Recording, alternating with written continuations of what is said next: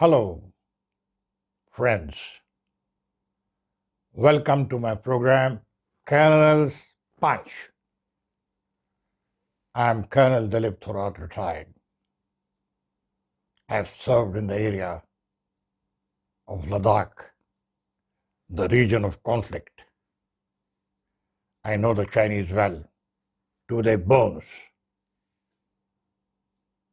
Well, on the icy, cold, moonlit night of 15th and 16th June, history was created. The world turned over as Colonel Babu and his men of 16 VR clashed with the Chinese in one super blow, hand to hand, punches after punches. The myth of the Chinese supremacy was burst. It came crashing down. The world was aghast. Immediately, after a few days, Prime Minister Narendra Modi of India boomed in Ladakh. He said, without naming China, our President Xi Jinping, he said very clearly, the era of expansion is over. The era of expansion is over. This echoed in the Himalayas. It went across the China Wall and over the seven seas. Enslaved people in Tibet, Ulghars, Mongolians, Manchurians, people from Hong Kong, and those 21 disputed territories applauded India. There was a shining light as Dalai Lama, cool and steady, was at peace with himself. Gentlemen, this blow to the Chinese hit them real hard. China was faceless, and their president, Xi, was speechless. China did one small tactical mistake of insertion into India. But it was a big strategic mistake because the clash exposed to the world that there is a chink in the Chinese armor. China can be demolished. And there was a ray of hope for every Tibetan and all those enslaved people.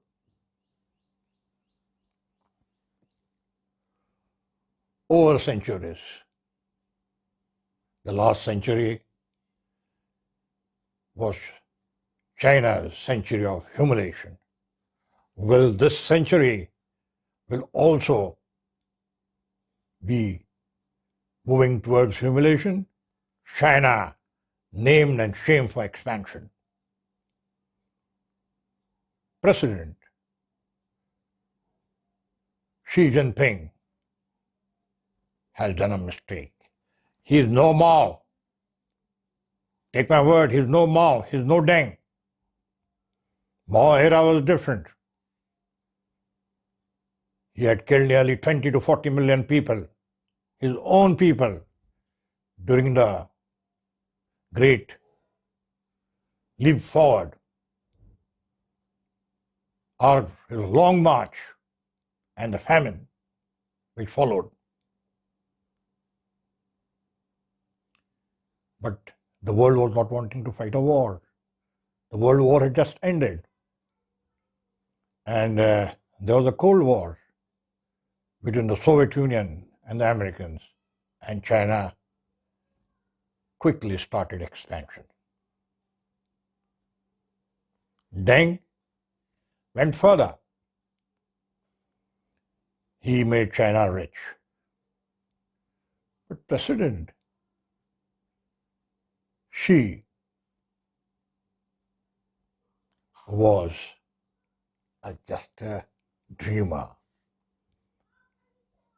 or is just a dreamer.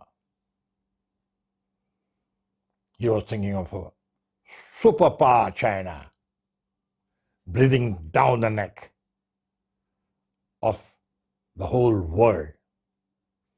His plan, Belt and Road Initiative, his China-Pakistan economic corridor was one way to get at the world. But will he be able now to get the trust back? Remember, in 1959, Premier Khrushchev had said and advised China not to get overwhelmed by 5 kilometers or 6 kilometers this side or that side of the boundary. You must have trust in India. But this trust was broken again. First, in the unfought war of 1962, and thereafter, similar incidents have taken place, but this was the worst in 220. Well, Chinese always go by perception lines. And President Jinping said that he'll regain all land lost due to wrong treaties. Well, that's a big joke. They have been eating away, actually salami slicing, and then munching it, enslaving the people for the last 70 years. They have gulped down 5 million square kilometers of land, and there is no one to challenge them. But India has shown the light. They have given the world to come together and fight. If nothing else, bring a smile on the Tibetans and the Ulghars and the rest of the world.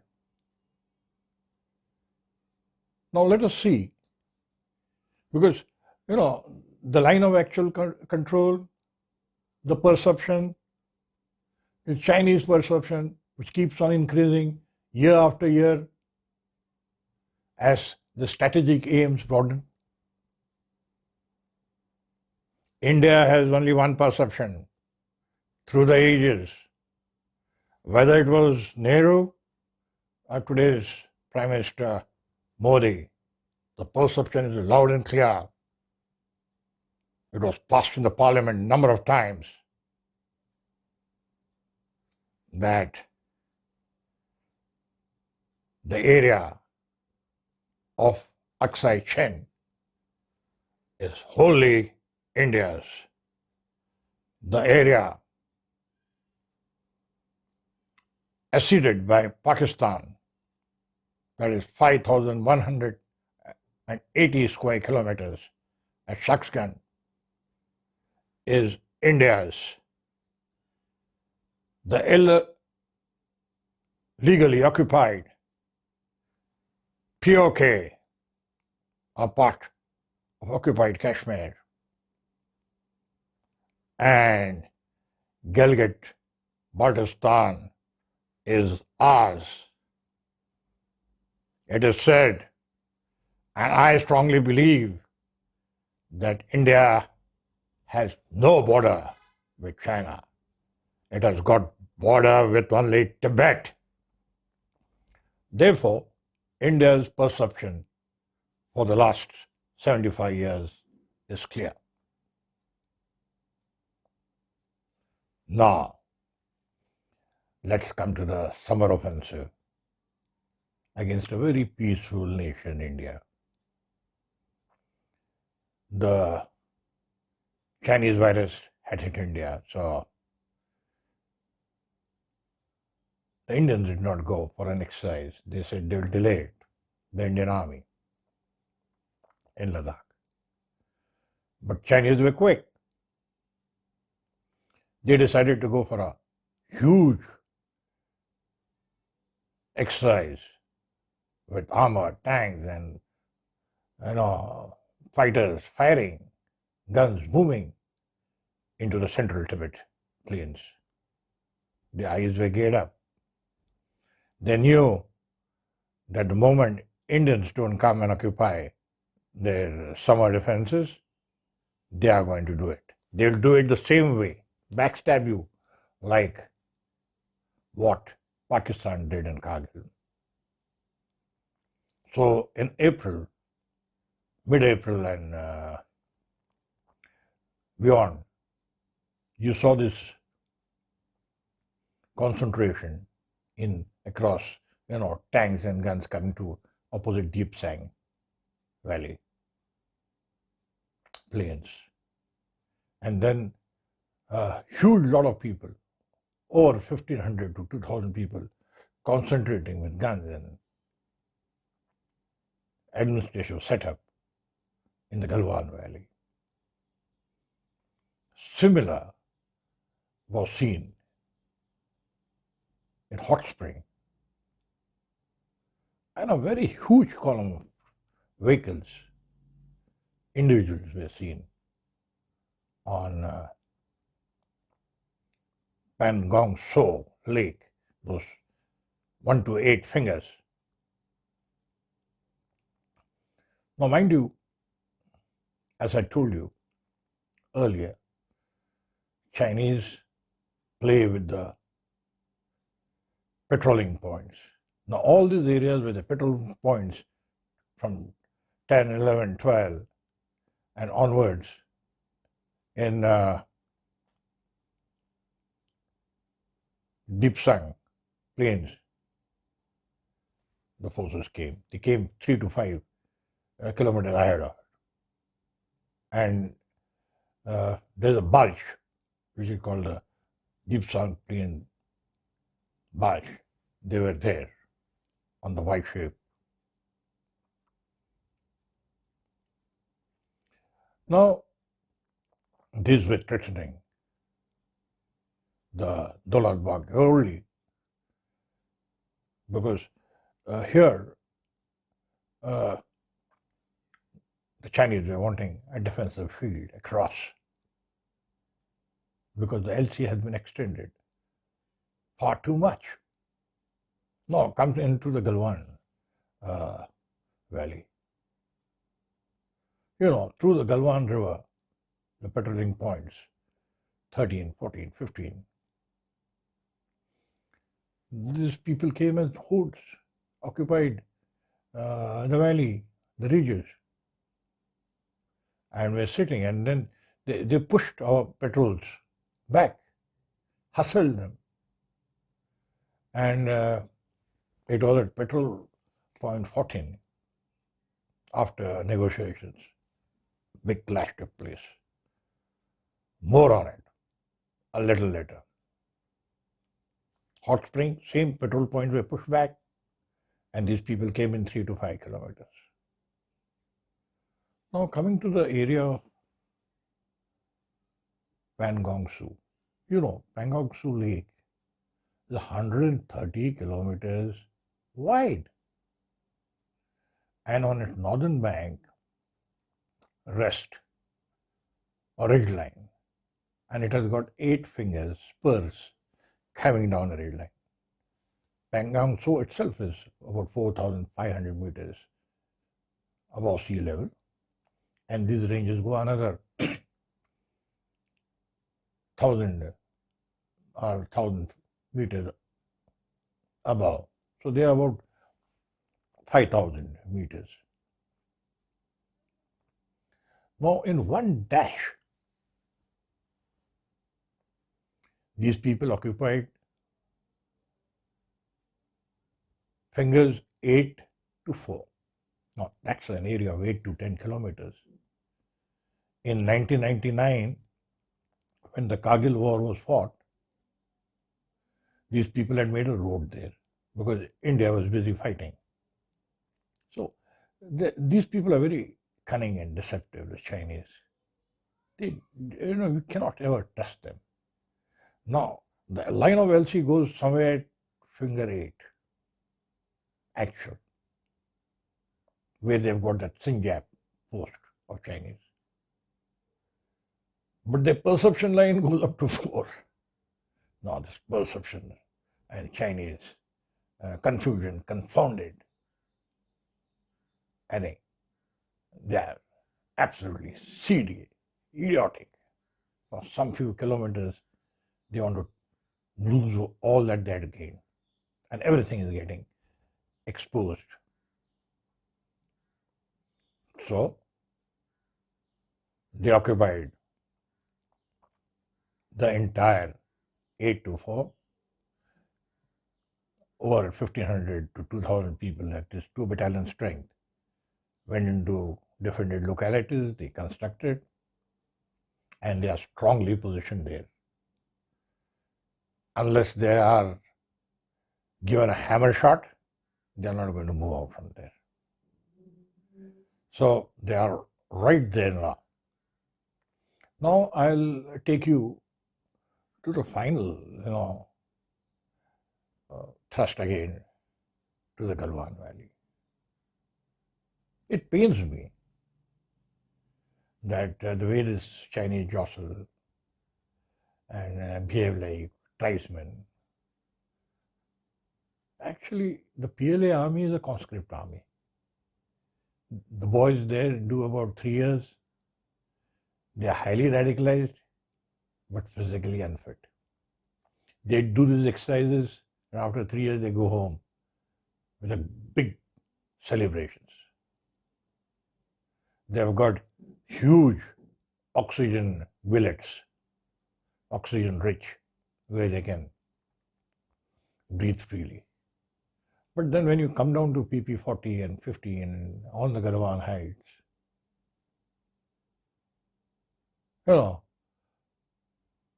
you are going to get into trouble with Indians who are experts in mountain warfare.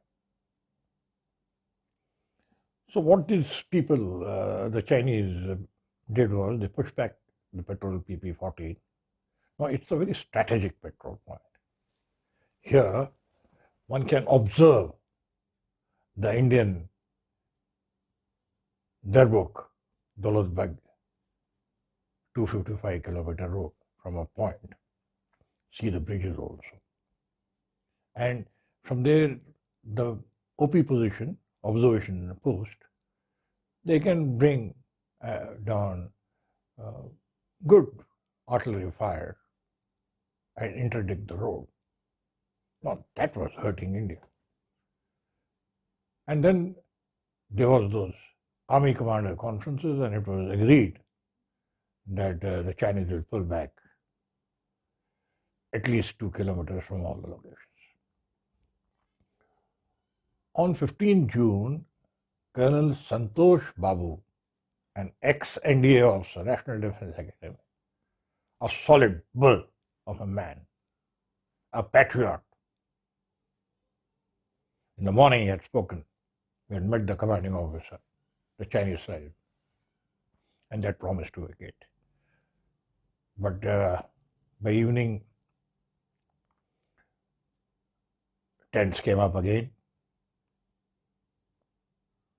Now, Colonel Babu was a very, outstanding officer. he could have asked his junior officers to go and settle the matter. But he knew that the Chinese had a sinister mind, and he wanted to go to PP-14, which was really dominating our area by observation, and push them back. He will talk to them. So at about 7 p.m., he had started climbing up and he was there. This is the first round of a fist fight. He went there and to his amazement, to his surprise, he sees all the Chinese officers and men who are there at that point are different people. It's a new batch. They seemed hefty and newly inducted. It struck him that something is wrong. Later, all we know that it was the death squad of General Zhao, the Eastern commander who used to send these people for killing in Tibetans and poor Ulghars. No, these people did not recognize the CO nor his men, and they started making a den and pushing these people. Colonel Santosh, in a very polite manner, asked them, "Look, friends, we have decided during the settlement that you just will push out from here." They refused. And there was a lot of pushing and stone throwing taking place. And the Chinese were thinking they're solid rogues because those people were from death squad. And all of a sudden they started throwing and hitting and pushing, and some stones fatally hit Colonel Babu, who was telling them, "Relax, get this here, we'll discuss." On that 15-16 night, it was a moonlit night. There was only one man who could have stood there like a rock. That was Colonel Santosh Babu. Till now, last 70 years, we have seen that the patrols usually, come back due to this bullshit of bullying by the Chinese. He stood there, and there was a barrage of stones, a huge stone, hit him, knocked him off nearly. These people were on a ledge, and then he fell down crashing into the Galwan river, ice cold. Seeing him, the commanding officer, it was godlike. The men of 16 VR who were strong, who were trained, because there was not to be any escalation by firing. They fell on these Chinese. They pushed them back from there. The tent was taken off. In the meantime, the Chinese had informed back, and their men were all over. Actually, before Santosh Babu fell, he saw left, right, all those regions were all occupied by the Chinese. And it was a sinister design of theirs. So he had also informed his people. But the news of the CO going down will not be taken lightly by any unit. So they rushed and from the other side, the death squad, Chinese death squad, armed with iron rods, baseball bats with nails, wires. I mean, they had all come all prepared to push these people and butcher them. And there is where the second brawl took place. It was nearly 300 men on a ledge fighting. And it went on for 2 hours. These new men of Chinese, they had no idea that what is to fight. In rarefied air, they began to fall. And necks began to break. Because, the famous dhobi pachad, when old days used to wash our clothes on rocks, you used to take the, cloth and wheel it around your head and then smash it on the rock. That was the dhobi pachad they used. Chinese were taken back. And they went back running, and the next lot started coming in. From this side, there was 1 to 2 hours of lull, and the whole thing was magnified. So bodies were, in the cold waters of Galwan river. They were removed and taken back. It was a very unpleasant clash.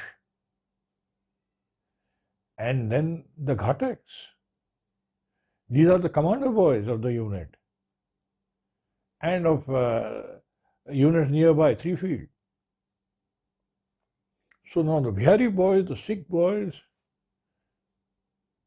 small teams of 30s, they went and clashed, and as the Chinese, as usual, as they were in a run in Sudan, as in Vietnam, these people were running, and these boys went hammering right into their main strongholds. And nearly 9 boys were taken as, fell into their hands. By morning, it was very clear that at PP-19, the lion or the tiger, Col Santosh was no more, and with him, 20 of his men were martyred. At the same time, look at this valiant boys of the Indian Army. There were, hundreds of ambulances and helicopters flying all over, carrying their death, Chinese death, and injured people. If they wanted, it was a magnanimity, they could have fired, because these people had harmed them for no reason.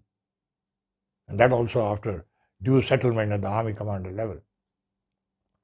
But they did not fire. It was as if they let them go. With all this, the Chinese were as bullish as never. After the next day, the Indians could have held on to PP-14 and could have, hammered the way out of the Galwan River, the Chinese. But they had withdrawn as per orders. There is what the simplicity of the Indians, which is getting them into all these problems. And these people came back. That is the height of heights. The Chinese were back there. No, this is the whole situation. The Chinese are there on finger 4 to 8, a distance of 10 kilometers, and they have already started backtopping that road.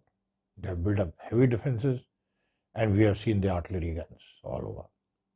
That means all sorts of negotiations from, COs to army commanders. Army commanders fight negotiations. The finger has stopped. Likely in hot spring and these PP areas,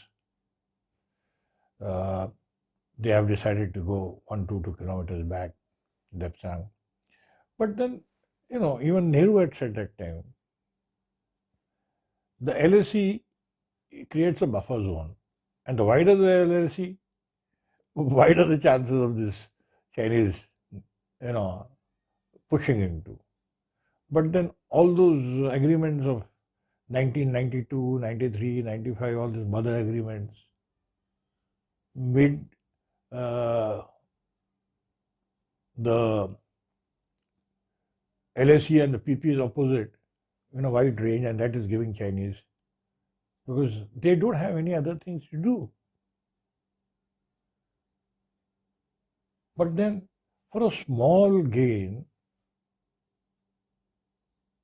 a small tactical gain, Chinese have lost out on a bigger issue. China were thinking of,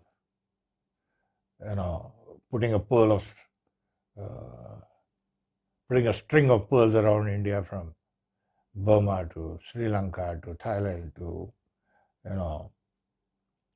Pakistan border post, and then opposite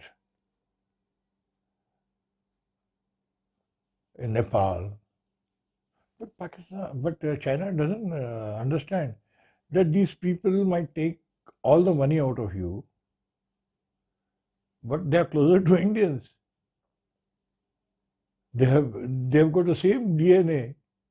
The Sri Lankans, the people from Thailand, the Pakistanis, all said and done, Pakistan generals can keep hopping around, but they know very well that the Sindhis and the Balochistanis, the Pakhtuns,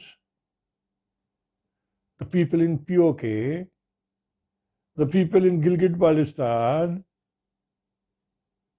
they don't stand, they don't love these people of Pakistan. Punjabis.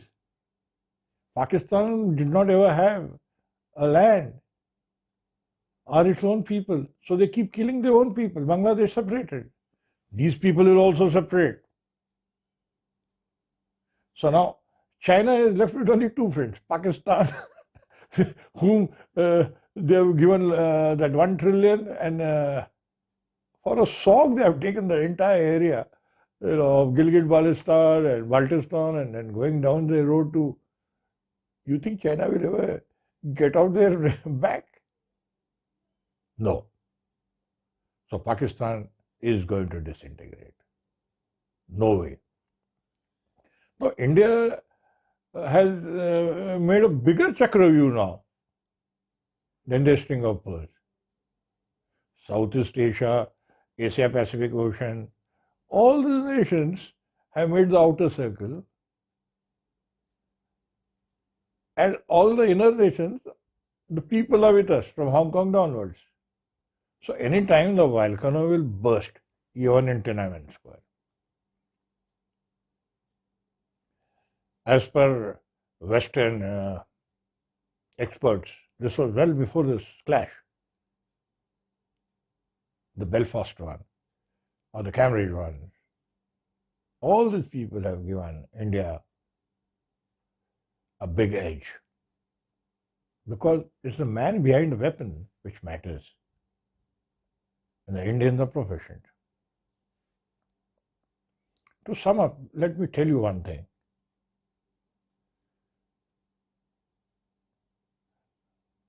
The Indian game, ancient Indian game of chess, there was always a finality in that game. It was checkmate. Today China stands checkmated, shamed and faceless. Will there be a third world war? Will China break up? Your guess is as good as mine. But I am certain of one thing.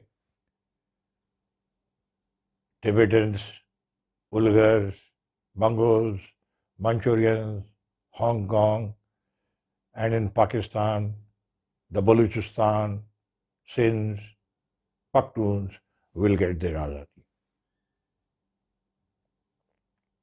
Nepal will turn around in this Chinese confusion, confounded game of draughts and checkers, a checkmate. Thank you. Jai Hind, Jai Bharat.